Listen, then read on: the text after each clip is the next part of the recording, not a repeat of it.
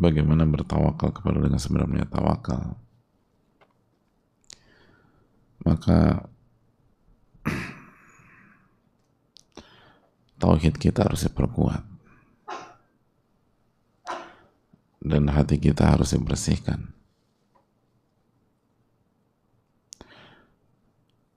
Dan mencari rekaman ceramah yang berkaitan dengan Allah itu bagus. Tapi secara umum manusia tidak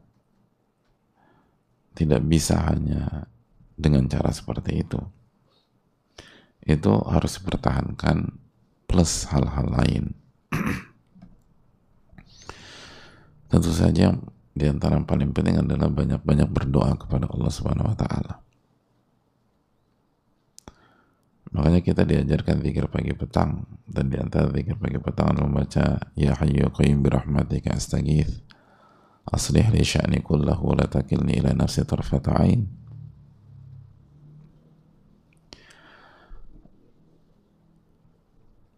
Jadi kalau kita hanya dengerin ceramah, nggak berdoa, nggak akan bisa. Bukan kalau berfirman iyyaka na'budu wa iyyaka nasta'in.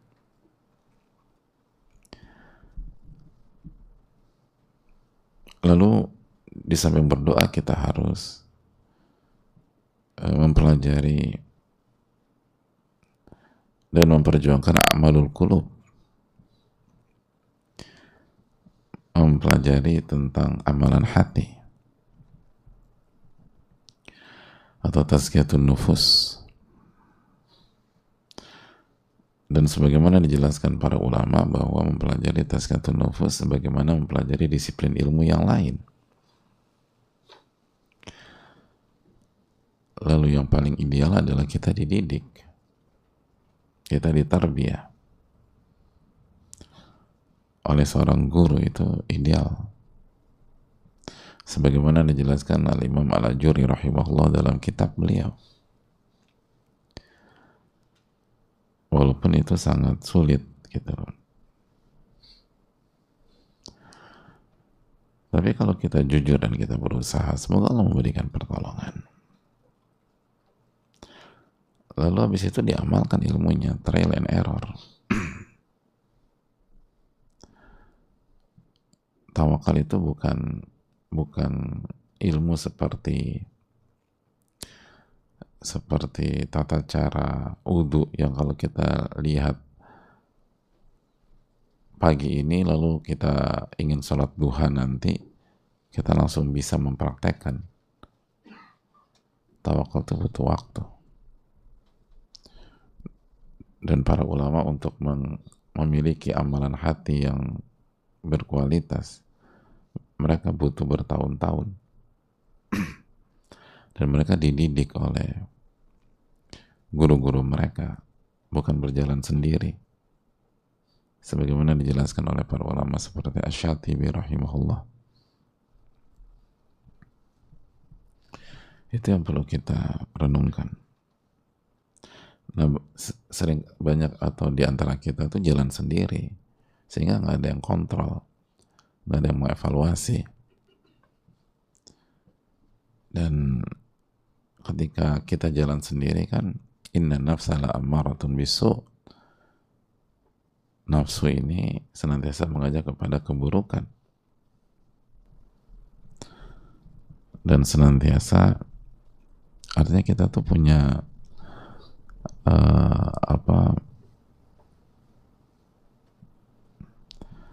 punya blind spot, hadirin, yang sulit membuat kita menilai diri kita secara objektif. Karena itulah tabiat kita. Itulah tabiat kita. Makanya dalam surat Al-Ma'arij ayat 19, innal insana khuliqa halu'a idza massahu syarru jazu'a wa idza massahu al-khairu manu'a illa al-musallin. Manusia itu diciptakan halu'a, mudah berkeluh kesah, lalu pelit, kikir. Itu manusia. Idza massahu syarru jazua. Kalau dikasih kesulitan, berkeluh kesah. Wa idza masahul khairu manu'a. Kalau dikasih kebaikan, pelit dia. Bukannya bersyukur, dia pelit. Gitu. Harusnya kan bersyukur. Pelit tapi ini. Nah, coba bayangin, kira-kira orang yang punya tabiat seperti ini bisa melakukan introspeksi diri secara objektif dari awal sampai akhir apa enggak? Kira-kira pikir gitu aja. Ini Allah yang berfirman, manusia tuh begitu. Kira-kira hanya 1-2 ngaji atau ikut kajian bisa nggak berpikir secara objektif ketika menilai diri sendiri? Kan itu yang paling susah. Sedangkan untuk bisa sampai titik itu kita harus punya kemampuan demikian. Sebagaimana dijelaskan Sufyan Ats-Tsauri.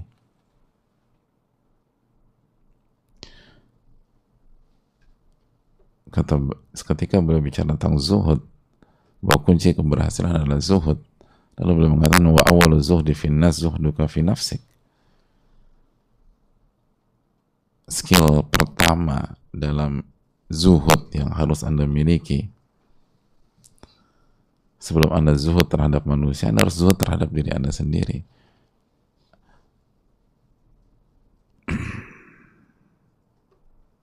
Dan untuk bisa zuhud terhadap diri sendiri, ini panjang pembahasannya, kita nggak masuk ke bab itu. Tapi setidaknya untuk zuhud terhadap diri sendiri, kita harus bisa menilai diri sendiri secara objektif. Nah, gimana caranya? Memang kita pernah belajar. Sedangkan tabiat kita, innal insana khuliqa halu'a. Manusia itu kalau diciptakan dalam kondisi suka berkeluh kesah dan pelit. Kalau ditimpa musibah, komplain. Jadi bukannya mikir, bukannya muhasabah, komplain manusia. Baper gitu loh, nyalain orang. Tapi begitu dikasih yang enak, lupa bersyukur. Wa idza massahul khairu manu'a. Jadi pelit. Jadi maju kena, mundur kena udah manusia tuh. Kecuali dia dididik, kecuali dia belajar. Itu poin. Karena tawakal itu skill yang Allah kasih kepada kita.